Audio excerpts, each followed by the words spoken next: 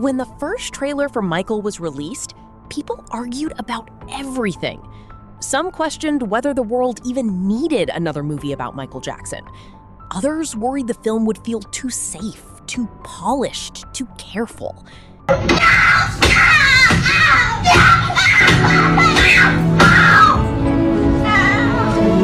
On social media, people debated the casting more than the story itself. Many thought hiring Jaafar Jackson, Michael's own nephew, might simply be a family decision meant to attract attention. Well, when I first saw my father and uncles perform, it was the 30th anniversary of the Jacksons. They performed in New York. Then, audiences finally saw the movie. And suddenly, the conversation changed. Even people who disliked parts of the film kept saying the same thing. Jaafar Jackson had somehow disappeared into Michael. Not copied him, not imitated him, become him, at least for moments at a time. For many viewers, the first shock came quietly. Good morning, everybody. Welcome to day one to Michael Jackson. It happened during the rehearsal scenes for Beat It. There was no giant performance yet, no screaming crowd, no dramatic speech, just Michael walking through rehearsals, focused and calm.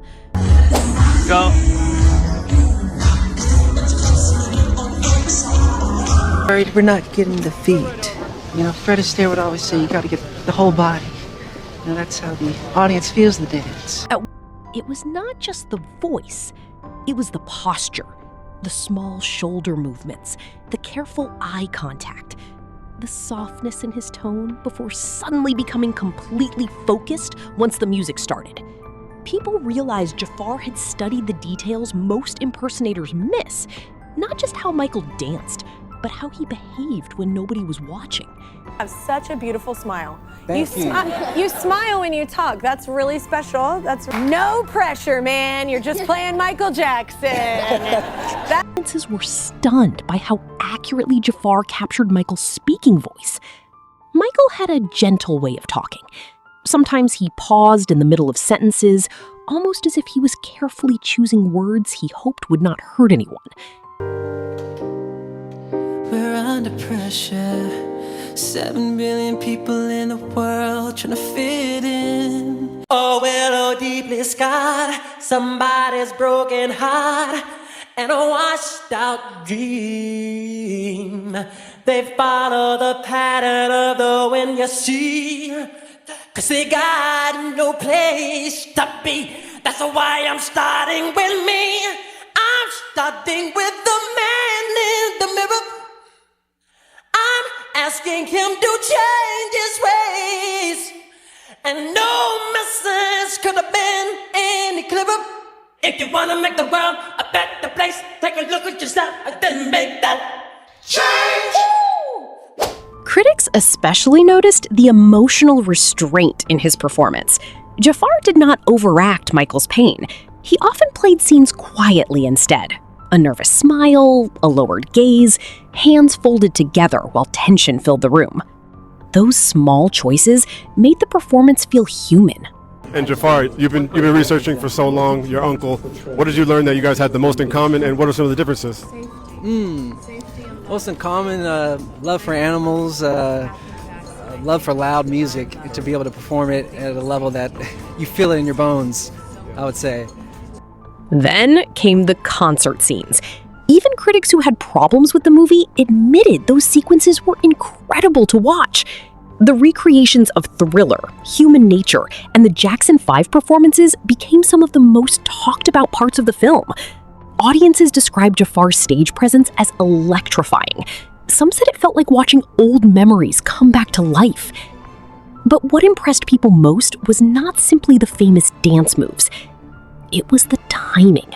First, it was very silly to my own ears, when I was trying to do that. So I really read a lot of books in his voice. And each book I got better, basically. And sometimes I'd be out like in a grocery store and I'd be talking to someone, but I'd naturally respond. And I'm like, wait, that sounded kind of like Michael. Like, I wasn't trying to do it intentionally. So I wanted to get to that place where I wasn't thinking about it, like putting it on. It would just come out naturally. Yeah. And it took a lot of... Michael Jackson danced with rhythm that looked almost impossible to recreate.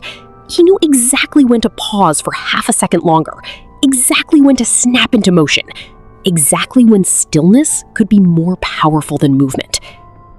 Jaafar captured those tiny transitions with frightening accuracy.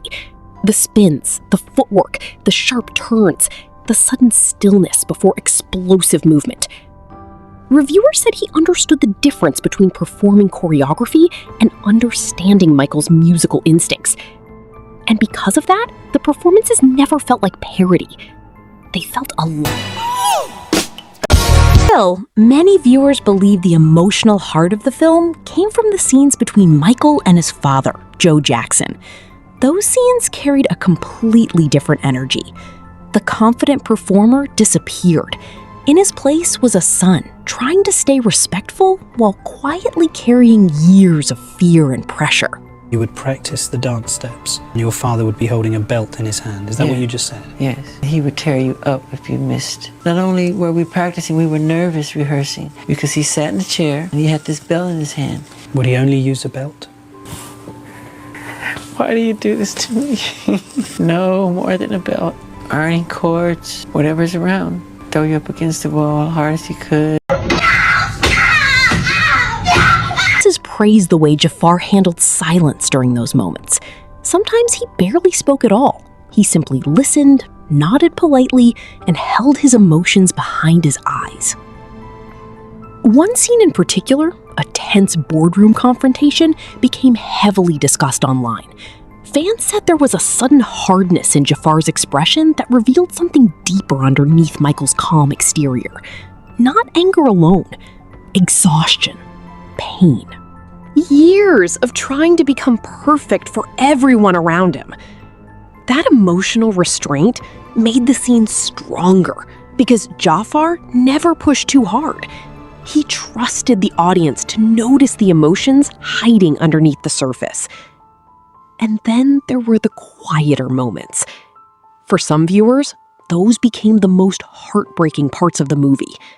Scenes backstage, moments alone in hallways, Michael avoiding eye contact after performances, the exhaustion on his face once the applause disappeared.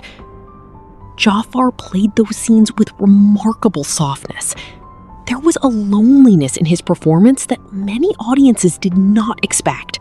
At times, he even captured the childlike wonder people often described about Michael in real life, especially in the way he looked at the world around him. That innocence mattered to many fans because the film was carrying enormous pressure while the entire world watched.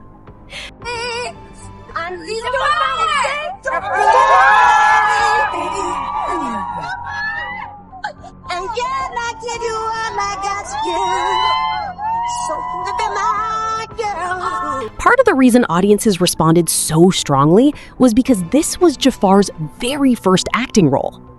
Many people expected the performance to feel awkward or inexperienced.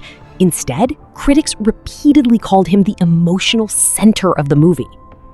Even reviews criticizing the script often separated Jaafar from the film's problems entirely.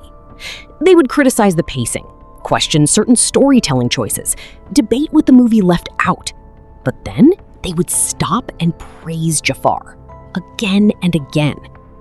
Because somehow, in the middle of all the debates surrounding the film, he managed to remind audiences why Michael Jackson remained unforgettable in the first place.